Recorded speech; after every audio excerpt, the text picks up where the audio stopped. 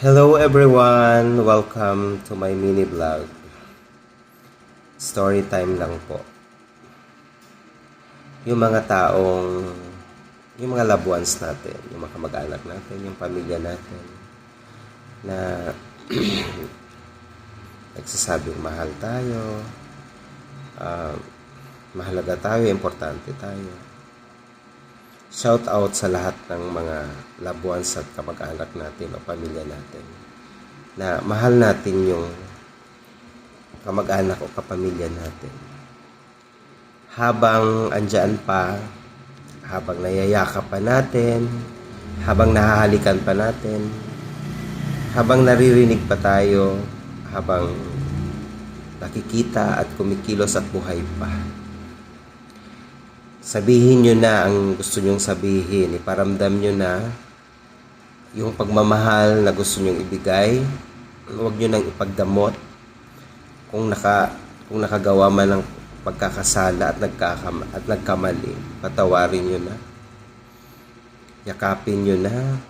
At sabihin nyo sa kanila na mahal nyo. Mahal namin kayo. Mahal kita. Yun ang pinaka-importante. Kasi kung titiisin mo, hindi mo sasabihin, hindi ka magiging expressive sa kanila, sa mahal mo, sa mga loved ones mo, sa pamilya mo.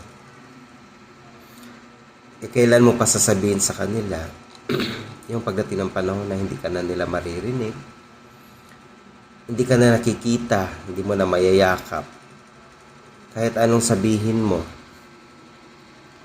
hindi ka na niya maririnig. Based on my experience sa nanay ko, kasi hindi naman ako expressive sa kanya, hindi rin siya expressive sa akin. Ang hirap, may barrier talaga. Tapos ngayon 11 years na siyang wala. The more na tumatagal na wala siya, the more na miss ko siya. Kaya advice ko po sa inyo dyan, lalo na sa'yo, habang nandyan pa yung pamilya mo, mahal mo, kung sino man yung importante sa puso mo, mag-express, pakita mo na yung pagmamahal mo, paramdam mo sa kanya habang naririnig niya ka pa niya, nakikita ka pa niya, sumasagot pa siya, at natatanggap pa niya lahat ng pagmamahal mo. Kasi kahit pagdating ng panahon na kahit wala na siya, pag wala na siya, kahit anong gawin mo, kahit tumambling ka pa, maglupasay ka pa, at ibigay mo lahat, hindi na rin niya ma-appreciate. Hindi niya